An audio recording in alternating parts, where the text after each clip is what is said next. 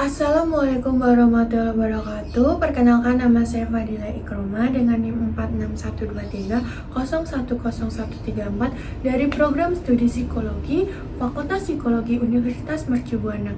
Di sini saya akan mempresentasikan tugas besar 1 makalah saya yang berjudul Pengaruh Bahasa Daerah dan Bahasa Asing terhadap Perkembangan Bahasa Indonesia. Dimulai dari latar belakang, bahasa Indonesia adalah bahasa pemersatu bangsa. Bahasa Indonesia adalah bahasa yang kita pakai sehari-hari dan juga bahasa resmi negara kita. Bahasa Indonesia bukan hanya sekadar alat komunikasi sehari-hari di Indonesia, tetapi juga menjadi simbol yang mempersatukan berbagai kebudayaan dan suku bangsa di negara ini. Bahasa daerah merupakan simbol atau bunyi yang bermakna dan berartikulasi yang digunakan di lingkungan suatu kota atau wilayah yang dipakai sebagai bahasa penghubung antar daerah di wilayah Republik Indonesia.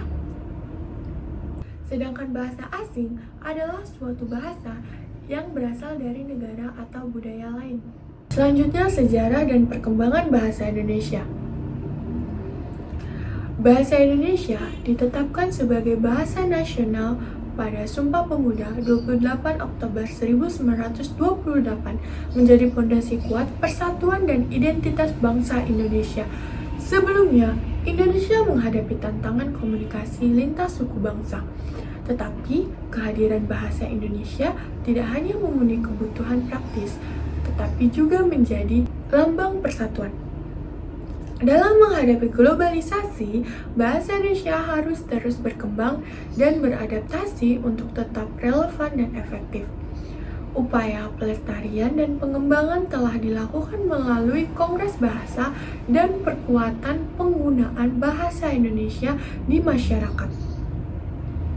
Sebagai bahasa nasional, bahasa Indonesia memiliki beberapa fungsi penting. Pertama, sebagai lambang kebanggaan nasional yang mencerminkan identitas bangsa Indonesia. Kedua, sebagai alat pemersatu yang menghubungkan berbagai suku bangsa yang memiliki latar belakang sosial, budaya, dan bahasa yang beragam.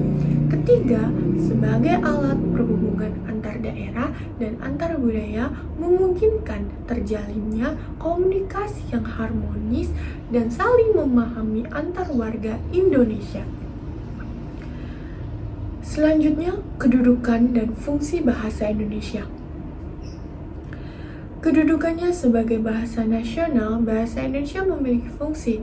Yang pertama, simbol kebanggaan dan identitas nasional. Kedua, menjadi alat pemersatu masyarakat. Ketiga, menjadi jembatan antar budaya dan antar daerah. Kedudukannya sebagai bahasa negara, bahasa Indonesia memiliki fungsi. Yang pertama, menjadi bahasa resmi kenegaraan. Yang kedua, bahasa pengantar resmi di lembaga pendidikan. Ketiga, komunikasi resmi di tingkat nasional. Keempat, pengembangan budaya dan ilmu pengetahuan. Pengaruh penggunaan bahasa daerah terhadap penggunaan bahasa Indonesia.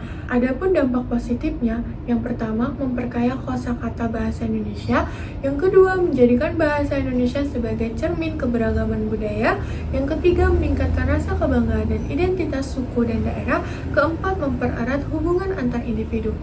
Adapun dampak negatifnya yaitu pertama, sulitnya pemahaman antar daerah. Yang kedua, hambatan dalam pembelajaran bahasa Indonesia bagi warga negara asing. Yang ketiga, penurunan pemahaman dan penggunaan bahasa Indonesia yang baku. Keempat, potensi kesalahpahaman dalam komunikasi. Selanjutnya, pengaruh penggunaan bahasa asing terhadap penggunaan bahasa Indonesia. Adapun dampak positifnya yaitu 1. Bahasa internasional sebagai alat komunikasi antar negara dan sumber kekayaan bahasa.